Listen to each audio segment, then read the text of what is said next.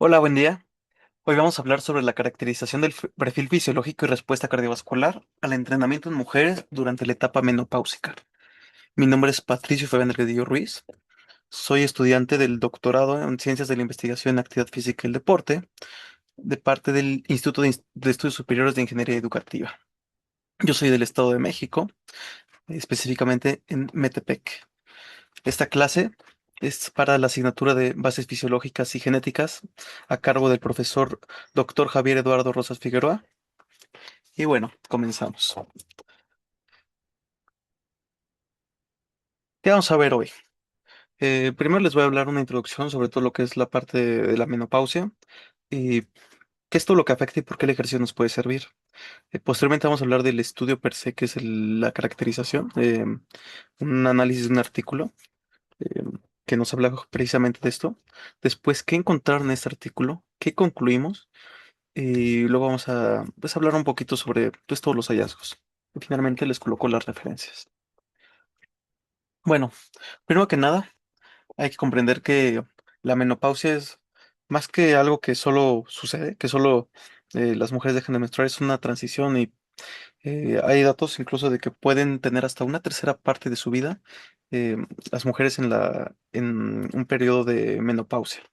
Entonces aquí pues tenemos lo que se llama la perimenopausia, donde ya empiezan a tener irregularidad de los ciclos y hay alteraciones endocrinas ya. Ya empiezan con síntomas vasomotores, incluso como si tuvieran disautonomía, algunas cuestiones, alteraciones psicoemocionales, del sueño, etcétera. Bueno, después ya llegamos a la menopausia, que es justamente cuando es el último periodo menstrual. Aquí se considera que son 12 meses después del último periodo menstrual, que ya es la menopausia. Y después tenemos lo que es la posmenopausia, que tendremos la temprana y la tardía. Entonces, en la temprana ya habrá un déficit de estrógenos, porque ya no se está eh, produciendo esto justamente por la menopausia. Y bueno, habrá redistribución visceral. ¿Qué quiere decir esto? Que todo lo que es la grasa que está, por ejemplo, en glúteos, en caderas, tenderá a irse más hacia el abdomen, hacia la parte visceral. Entonces, esto también nos puede producir disfunción endotelial y hay pérdida de masa muscular y masa ósea. Y bueno, la posmenopausia tardía, aquí como dije, hasta un tercio de la vida de la mujer. Y aquí el riesgo va a igualar o superar masculino. Sabemos que los hombres tienen más probabilidad de padecer un evento cardiovascular a los 40 años, sin embargo, las mujeres después de los 50 pueden ya igualar este riesgo. Bueno, y aquí algo importante, si se hace ejercicio, podemos cambiar este riesgo. ¿Y cómo es que pasa esta disfunción, este riesgo cardiovascular? Bueno, primero empieza la caída estrogénica.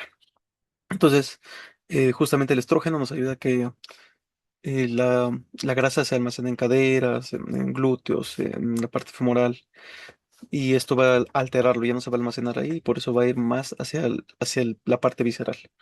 También tenemos un- una disminución de la sensibilidad a la insulina y alteraciones también en el perfil antiinflamatorio. Eso quiere decir que va a incrementar una inflamación generalizada a nivel global.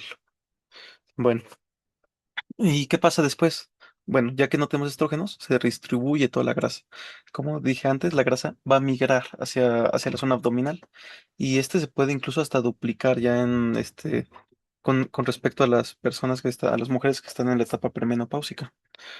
¿Y qué produce después esto? Que es algo muy importante, la disfunción del tejido adiposo, que es eh, el principal problema, no solo la grasa, sino la disfunción del tejido adiposo. Entonces, estos adipocitos eh, se inflaman, se vuelven hipertróficos, atraen macrófagos, incrementan la lipólisis y liberan ácidos grasos libres, que eso es lo que me incrementa también el riesgo cardiometabólico. Y esto además me va a incrementar la resistencia a la insulina a nivel hepático. Entonces, este incremento de flujo de ácidos grasos libres, además de lastimar a mis arterias, va a lastimar a mi hígado y va a producir esta resistencia a la insulina. Va a incrementar entonces más el consumo todavía de lípidos y me va a producir dislipidemia. Un incremento del colesterol malo, por así decirlo, circundante. El HDL va a bajar, el LDL va a subir y habrá un incremento de triglicéridos que también pues, se considera parte de la dislipidemia. Y esto, en general, a pesar de que mi paciente siga pesando lo mismo, pues va a estar ocurriendo y va a incrementar mi riesgo cardiometabólico y cardiovascular. Bueno, entonces aquí les pongo un esquema de cómo es que sucede para la enfermedad metabólica. Entonces, como ya dije también antes, al incrementarse la adiposidad, pues existe también el riesgo de obesidad. Y puede ser que sea obesidad con un índice de masa corporal normal, pero que incremente el porcentaje de grasa. Y esto pues también nos produce riesgo incrementado de otras comorbilidades, como es la hipertensión, y pues enfermedad cardiovascular, ¿no? Además de, pues como ya dije, lipidemia y diabetes. Entonces, ¿qué pasa? Hay envejecimiento, hay alteraciones hormonales y hay cambios en el estilo de vida y todo esto se conjunta con la menopausia. Y esto va a producir muchas alteraciones. Alteraciones en el sueño, alteraciones en el peso, una disminución de la actividad física porque pues también se cree que conforme vamos envejeciendo pues ya no tengo que hacer ejercicio, puedo hacer menos, o hay algunas otras razones porque es que se sienten más débiles. Sí, hay alteraciones también a nivel cognitivo y bueno, todo esto me va a producir la enfermedad metabólica.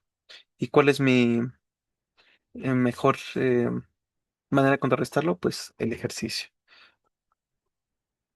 Bueno, entonces, ¿cuáles son nuestros retos a resolver eh, en el tratamiento de mujeres con menopausia? Bueno, que existe un incremento de la pérdida de masa muscular y esto pues tiende a que llegue a sarcopenia. La sarcopenia pues vamos a tener una fuerza muscular menor aproximadamente de 18 kilogramos en la prensión manual y una también disminución del volumen total muscular. Además, tendremos una desmineralización ósea y que nos va a producir entonces mayor riesgo de osteoporosis y luego fracturas, ¿no? Luego, incremento de riesgo cardiometabólico, como ya dije antes, entonces pues cada vez va incrementando más la parte de eventos vasculares cerebrales, infartos agudos al miocardio, entre otras cosas. Y por último y no menos importante, las alteraciones psicoemocionales. Bueno, ¿y cuáles son los beneficios del ejercicio? ¿Para qué? ¿Por qué hablamos del ejercicio que nos puede ayudar? Bueno, el ejercicio puede contrarrestar muchas cosas. Entre ellas, incrementa la masa muscular. Entonces, una de las cosas que se va a alterar, la va a contrarrestar. Disminuye la masa grasa. Disminuye el doble producto. El doble producto es la presión arterial por la frecuencia cardíaca y esto me habla de un estimado del consumo de oxígeno miocárdico. Luego me va a incrementar el consumo de oxígeno máximo. Eso quiere decir que va a poder hacer mucho más ejercicio, va a tolerar mejor las actividades y esto de manera indirecta también me incrementa el consumo calórico. Va a incrementar también la fuerza. Y esto está asociado al incremento de masa muscular disminuye el riesgo de muchas cosas, cardiometabólico, oncológico, de depresión, de ansiedad, entre muchas otras cosas, e incrementa también la flexibilidad y algunas otras cualidades físicas. Y entonces, ¿por qué nos sirve como tratamiento? Bueno, no es solo una recomendación, sino se considera ya un tratamiento multidimensional. El ejercicio le llamamos que es un polifármaco, nos puede ayudar a muchas cosas. Además, es prácticamente gratuito, accesible, costo efectivo. Realmente, con que se aprenda a hacer, se puede hacer en cualquier lugar. Y aquí tratamos casi todas las alteraciones, el riesgo cardiovascular, los cambios hormonales, los cambios en la composición corporal, entre otros. ¿Cuál es el problema? Que hay una brecha entre cuál es la caracterización, cuál es el perfil general de las mujeres en la parte fisiológica. Bueno, aquí les pongo una revisión sistemática que se realizó en el 2024 por Moni, de cuál era el impacto del ejercicio en la menopausia. Lo voy a leer muy rápido, nada más para que vean, por ejemplo, Carcelén Freil en 2020 dijo que puede ayudar con todos los síntomas de vasomotores, físicos y sexuales con una calidad de evidencia baja. Capelli Alcaraz en 2023 nos dijo que vasomotor también baja, pero Kramer y asociados en 2018 nos dijeron que puede mejorar también la parte vasomotora, psicológica, física, urogenital, y en total, con una calidad de evidencia alta. Daly en 2014 nos dijo que mejora la parte vasomotora con una evidencia alta. En 2010 Inés nos dijo que mejora la parte vasomotora, psicológica, física con una calidad de evidencia moderada. Calra nos dijo que mejora la física y los síntomas fisiológicos y físicos, pero con una calidad de evidencia muy baja.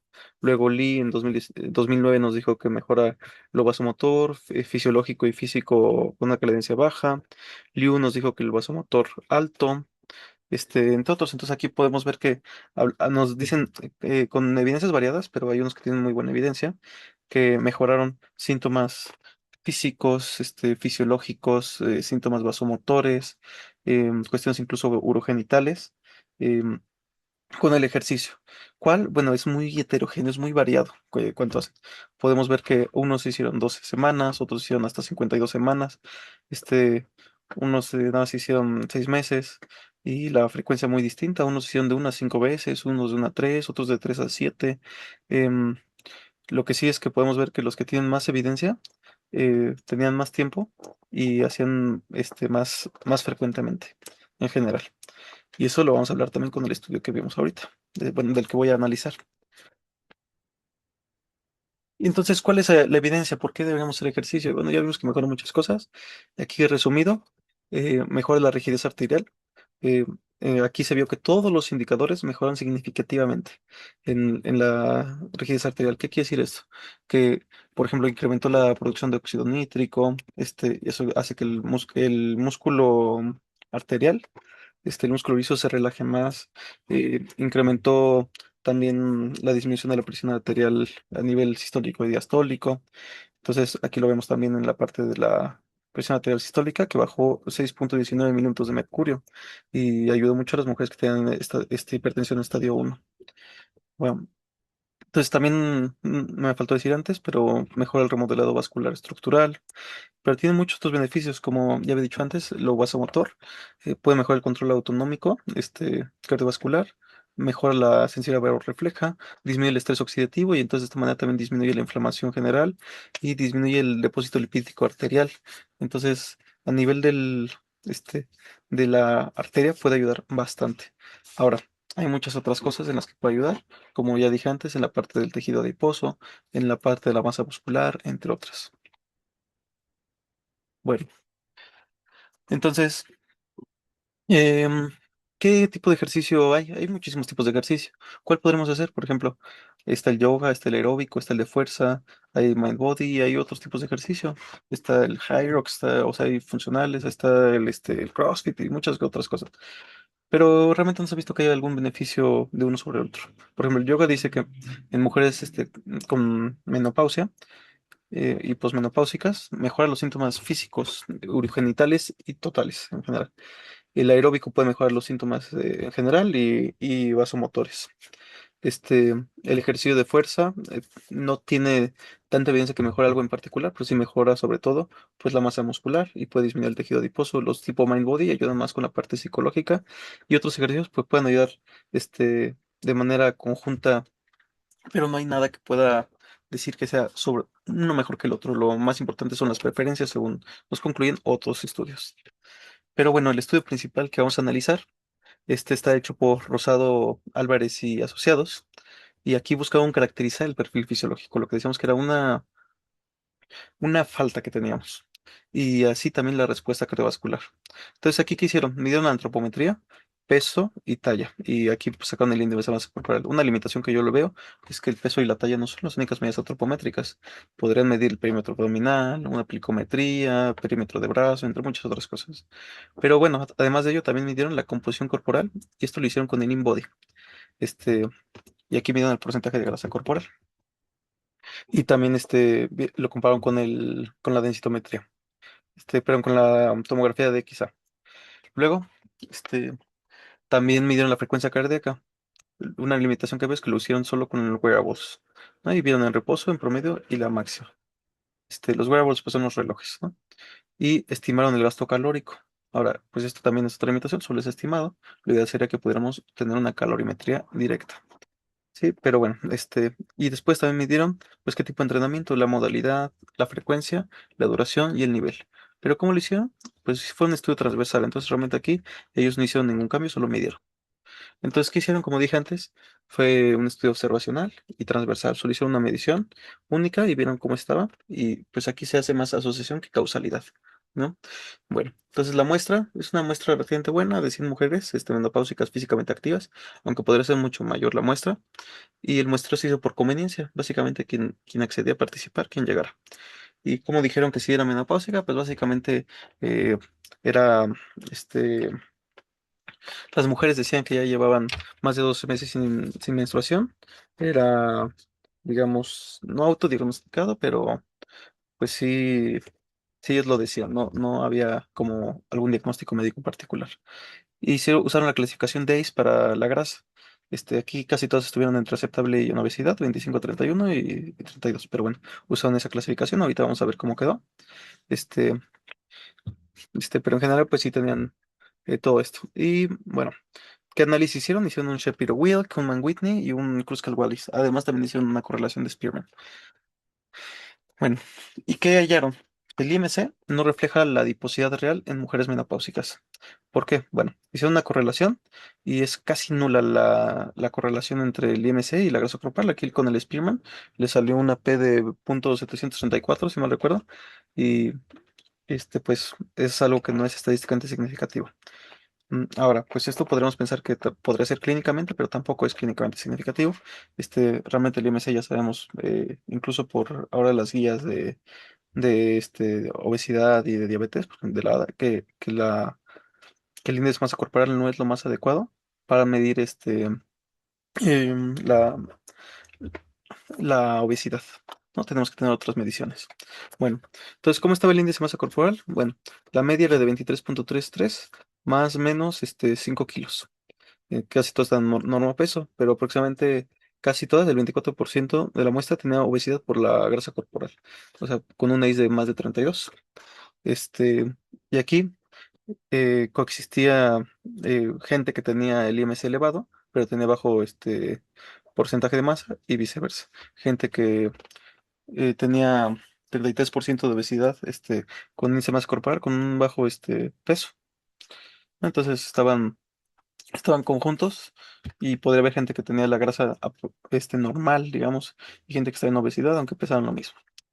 Y bueno, este, hay que recordar que un problema es no solo la grasa, sino también que la redistribución, dónde está. Por eso sería muy importante también medir el perímetro abdominal y algunas otras cosas. Bueno, ¿cómo quedó? Entonces, como aquí podemos ver, ay, bueno, voy a mover esto que no me deja ver. Este, podemos ver que entre todas las mujeres, aquí vemos en general cómo está. Bajo peso, normal, sobrepeso y obesidad por índice de masa corporal, ¿no? Entonces, si estaban abajo de 18, pues están bajo peso, 18 a 25 normal, sobrepeso 25 a 30 y obesidad arriba de 30. Y pues vemos que, por ejemplo, la clasificación de grasa, las que estaban en bajo peso, a pesar de que estaban en bajo peso, muy pocas tenían la grasa baja, realmente. O sea, podemos ver que solo dos mujeres tenían el peso bajo y la grasa baja.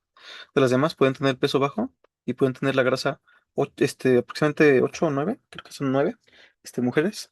Tenían em, la grasa normal o incluso alta, aunque pesara un poquito. Y luego vemos en NMS normal, digamos de 18 a 25, vemos que 10 mujeres tenían la grasa baja, pero más de 18 mujeres tenían la grasa normal, pero luego 8 mujeres la tenían alta. Entonces vemos que ahí está bastante heterogénea nuestra muestra de la medición, ¿no? Luego podemos ver que las que están en sobrepeso, había unas que tenían la grasa baja, entonces podría ser que fuera más músculo, pero tenemos otras que pesan, digo que tienen la grasa normal a alta con sobrepeso. Entonces podría estar normal o podría estar alta si es mayor, pero pues en general podemos tener incluso la grasa baja. Y luego ya en índice de masa corporal de obesidad, podemos ver que hay gente que tiene la grasa normal, hay tres, y solo cinco lo tienen en alto. Entonces podemos ver que hay más gente que tiene obesidad, aunque esté en sobrepeso con el índice de masa corporal, pero tiene obesidad por la cuestión del ACE, del porcentaje de grasa. Entonces aquí les voy a poner otra grafiquita, este, y vamos a comparar el índice de masa corporal contra la grasa y aquí de todas las mujeres, ¿no? Bueno, entonces aquí vemos nuestro índice de masa corporal era de 22, con peso alto, con la grasa elevada, 29. Entonces, pues sí, sí incrementaba, sin embargo, pues vemos que hay una discrepancia entre cómo estaba el peso y cómo estaba la grasa. Ahí se me borró, pero era este, las de adiposidad normal y adiposidad elevada. Bueno, entonces, vemos aquí, vamos a evaluar lo que dice a la derecha. el promedio era 23,33 más 5, y la grasa, el promedio era de 26,04 más 4,1, bueno, más o menos 4,1. La grasa no elevada es este, la verdecita, y la naranja es la grasa elevada, y vemos aquí que es hasta 33,12 más menos 1,8%. Sí, bueno, entonces, pues lo que vemos es que no hay una gran correlación, y, y el tamaño del efecto, pues sí, era grande, una de Cohen de 1,63. Bueno, entonces, vamos a hablar ahora sobre el gasto calórico. Algo importante es que em, la gente que ya tiene disfunción del tejido adiposo, y sobre todo pues estas que tienen ya la adiposidad elevada, probablemente ya tengan consuman menos kilocalorías también por esta disfunción. Entonces vemos que por más o menos a la misma intensidad, el mismo tiempo, las mujeres que tienen la adiposidad no elevada, que eran 76, consumían 847 kilocalorías, digamos, todas haciendo una hora, y estas consumían 847. Y las que tenían la adiposidad elevada solo consumían 745. Y nosotros, si hacemos fórmulas de cálculo calórico, pues aquí toma en cuenta el peso. Y a veces pensamos, mientras más pesa va a consumir más, pero no necesariamente. Tiene que ver más, no con el peso, sino con la composición, ¿no? Sino con cómo está la adiposidad. Entonces, por eso, pues esto nos da un parámetro de cómo es que están, mm, cómo es que tenemos que prescribir el ejercicio más bien. Y vemos que pues la diferencia fue significativa, una P de 0,025 menor a 0,05, y el tamaño del efecto fue moderado, con un Cohen de 0,48 tirándole a 0,5, ¿no? Entonces, todos tenían una intensidad relativa, llegando hasta el 80% de la frecuencia cardíaca máxima, se entrenaban casi igual, pero quienes tenían menor adiposidad, eso sí, hacían más ejercicio, más tiempo. Bueno, entonces, em, ¿qué más? Otra variable que midieron fue la frecuencia cardíaca. Y lo que vieron es que la frecuencia cardíaca no se correlaciona con la adiposidad, no hay, es igual. Si tienen la adiposidad alta o baja, la frecuencia cardíaca va a estar igual. El perfil cardíaco o la parte como tal vasomotora y cardiovascular no se va a ver tan influenciada por el peso. Entonces, independientemente si tienen la adiposidad elevada o baja, bueno, no elevada, vemos que la frecuencia está en 61 y 63 en promedios. Bueno, entonces no hay correlación. Entonces, ¿por qué? Porque puede ser que sea es algo multifactorial la regulación autonómica. Tiene que ver con cuánto entrenan, cómo están las hormonas y otras condicionantes individuales que nos pueden alterar. Entonces, pues aquí vemos que realmente es, por ejemplo, vemos ahí la gráfica de puntos, y podemos ver que pues son muy heterogéneos, ¿no? Pero ya la media pues es casi igual para todos. Ahora, ¿qué tipo de ejercicio quema más calorías? Bueno, por lo que podemos ver aquí es que pues el yoga quema menos que, por ejemplo, en promedio quema menos 800, que, por ejemplo, el de fuerza, que quema más de 800, o el HIIT, quema 800, pero puede quemar más o menos, depende de la intensidad de la que se haga, ¿no? Puede quemar hasta 1000, más de 1000, o menos 800, como 700. Y el cardio o moderado continuo, promedio va a quemar 800. Entonces podemos ver que el que quema más puede ser el de fuerza, pero depende de las intensidades. Y pues por eso aquí pues es algo muy variable, pero vemos que realmente no hay tanta diferencia. Entonces, pues aquí justamente lo que nos decían es que lo más importante no era la intensidad, sino más el volumen de entrenamiento. Y lo que vemos es que mientras más entrenado esté nuestro paciente, más volumen podrá hacer. Entonces, podrán hacer mucho mayor tiempo y podrá hacer ejercicios de mayor complejidad. Bueno, ¿y por qué nos falla el índice de masa corporal?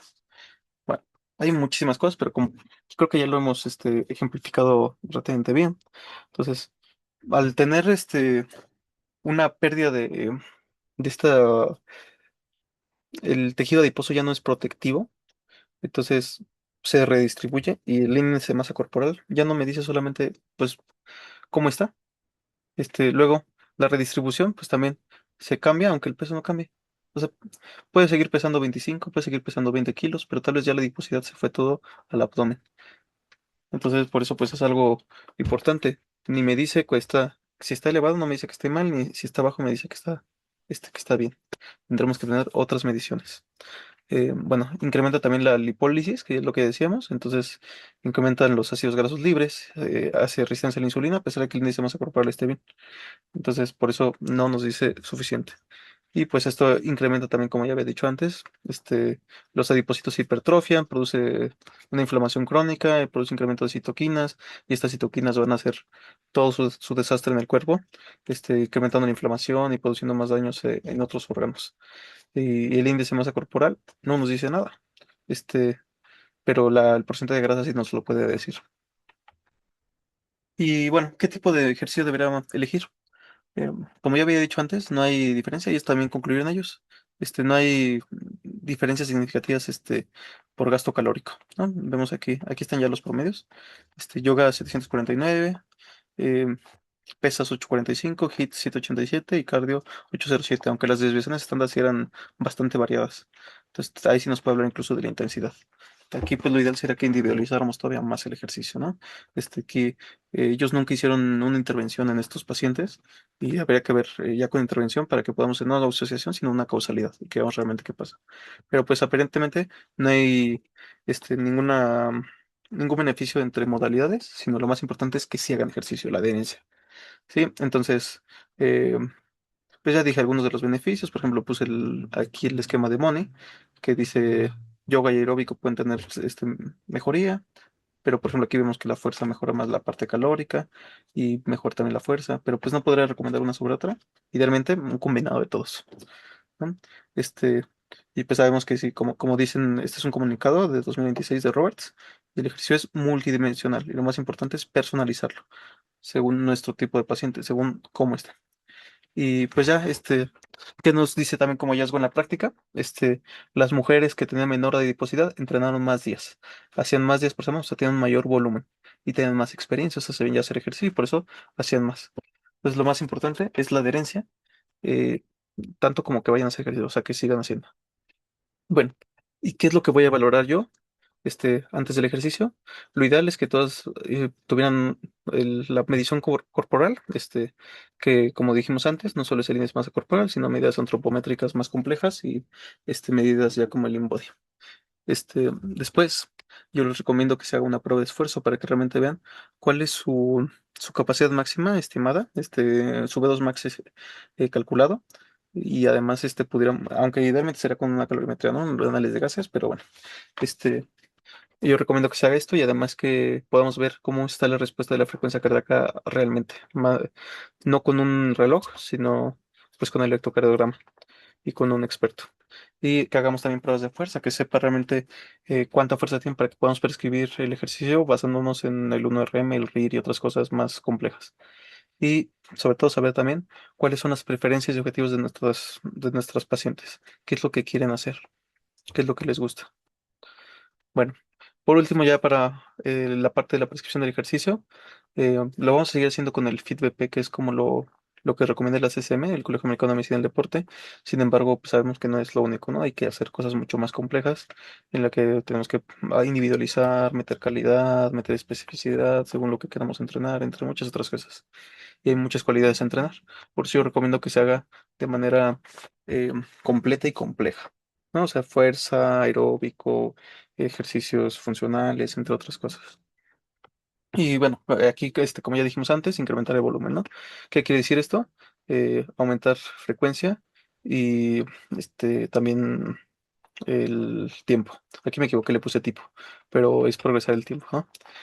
Y bueno, como también dice aquí, no hay que usar la frecuencia cardíaca basal como un indicador de riesgo cardiovascular, ni como un marcador. Hay que hacer otras cosas, por eso yo recomiendo más la prueba de esfuerzo. Y pues, lo más importante, que les guste el ejercicio. Por eso, priorizar la adherencia. Y bueno, si ya existe la obesidad, estas son las recomendaciones generales para la prescripción. Aquí tendrán que hacer todavía más tiempo de ejercicio, hasta 300 minutos o más semanales. Esta obesidad, recordemos, arriba de 32% de porcentaje de grasa. Bueno, a intensidad moderada, 60% o 150 intenso, arriba del 85. Si ya vimos que lo más importante es el volumen, incluso pues sería mejor que sea moderado durante un tiempo prolongado. Y no se descanse más de 2 días seguidos, por eso hay que buscar que sea algo que les guste. Y podemos empezar con ligeros si no tienen buena tolerancia al ejercicio. En la parte de fuerza, importantísimo, entonces hacer 2 a 3 veces por semana y si se puede de 4 a 6 con el 60 al 80% del 1 RM. Y para la parte del ejercicio de funcional, pues se recomienda flexibilidad, que hagan diario, por eso se puede hacer yoga, se puede hacer tai chi, se pueden hacer otras cosas, este, y algunos otros de coordinación, equilibrio, potencia, resistencia para que mejoren todas las cualidades. Bueno, ¿cuál es la limitación de todo el estudio que vimos ahorita? Este, pues que el diseño fue transversal, sobre todo, ¿no? Entonces, solo fue una sola medición. Lo ideal sería que fuera longitudinal. Y bueno, no hay grupos control, no vemos cuál es la carga que tendría que hacerse, y así no podemos identificar el tipo, solo sabemos, pues este se midió, pero no sabemos ni cómo lo está haciendo. Yo he tenido pacientes que dicen que hacen calistenia y no puede hacer ni una lagartija, ya que vemos pues realmente lo que están haciendo de calistenia no es calistenia o es algo demasiado ligero. Y otra cosa es pues la estimación con reloj comercial. El reloj comercial no es lo más efectivo y depende mucho, hay muchísimas marcas de relojes. Entonces, pues no es lo mismo que te tomes con un Samsung o un Apple que están más validados, a que tomemos con algún otro reloj que sea más impreciso, ¿no? Por ejemplo, el Garmin está más hecho para hacer ejercicio fuera. Si yo me llevo mi Apple a correr, pues tal vez no me va a decir tanto como el Garmin, pero pues depende mucho de la modalidad y no es lo mismo que yo use alguno que sea todavía mucho más comercial y más barato. Bueno, además, el muestreo fue por conveniencia, no lo aleatorizaron, por eso lo ideal sería que fuera un ensayo clínico aleatorizado a largo plazo y también quisiéramos tal vez algún estudio de corte. Y la muestra es muy heterogénea, muchos tipos de pacientes. Entonces, ¿qué concluimos de todo esto? Aunque faltan muchas cosas, en general el IMC sabemos que no es el mejor marcador. Hay que hacer muchas otras cosas como antropometría y otras mediciones que sean más complejas. No solo el peso y la talla, sino, pues, como dijimos, el InBody, pero también medir las cuestiones de fuerza, medir las cuestiones de perímetro abdominal, el volumen muscular total, entre otras cosas. Y para la parte ya de ejercicio, pues el volumen es lo más importante antes que la intensidad para la composición corporal. Aunque sí, pues incrementamos los dos, sí se puede. ¿Y qué más? Pues el ejercicio mejora toda la parte vascular, pero no hay diferencias entre perfiles. O sea, para cualquiera les va a servir. Y no hay modalidad que sea superior. Lo más importante es la adherencia. Bueno, aquí los dejo con una frase que dice: evalúa la composición corporal, no el peso. Prescribe el volumen, no solo la intensidad. Y reconoce la menopausia como una transición fisiológica compleja. Estamos tratando de algo que, pues no podemos decir que es una patología, es más bien un evento fisiológico, pero pues no es un evento aislado, sino es algo em, que va sucediendo a largo plazo y hay que tratarlo como tal. Bueno, estas son unas referencias y pues muchas gracias. Terminamos la grabación.